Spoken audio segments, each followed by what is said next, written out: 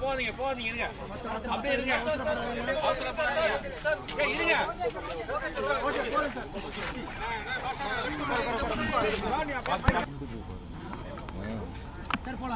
வணக்கம். இந்தியாவிலேயே முதன்மையான ஸ்கில் டெவலப்மெண்ட் யூனிவர்சிட்டி, அங்கே எனக்கு ஒரு டாக்டரேட் வழங்கினார்கள். அந்த இது அவர்கள் வெளியில் அங்கே படிக்காதவர்களுக்கு வழங்கும் முதல் டாக்டரேட் ஆகும். அது எனக்கு கொடுக்கப்பட்டது. அதுவும் ஒரிசா முதல்வர் அவர்கள் கையால் அதை பெற்றதும் எனக்கு பெருமையாக இருக்கிறது, சந்தோஷமாக இருக்கிறது. இந்த ஸ்கில் டெவலப்மெண்ட், திறமை வளர்ப்பு என்பதை பற்றி நான் காலமாக பேசிக்கொண்டிருக்கிறேன்.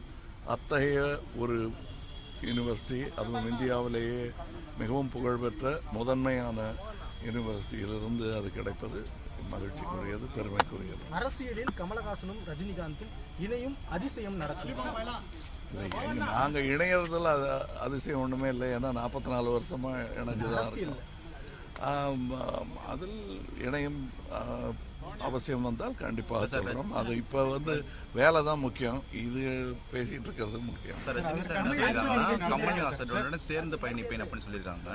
இது திரைத்துறையில் மட்டுமா இல்லை அரசியலுமா? அப்படி சேர்ந்து பயணிக்கும் பட்சத்தில் சேர்ந்து பயணிப்பது என்பது தமிழகத்தின் மேம்பாட்டுக்காக சேர்ந்து பயணிக்க வேண்டி வந்தால் பயணிப்போம். அப்படி பயணித்தால் உங்கள் 2 பேரோட கொள்கை ஒத்து போகுமா சார்?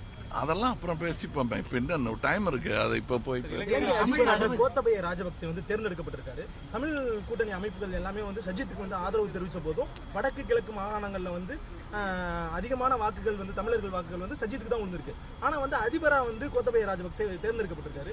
இனிமே ஈழத்தரப்பு தமிழர்களுக்கு எந்த மாதிரியான ஒரு மாறுதல்கள் ஏற்படும்?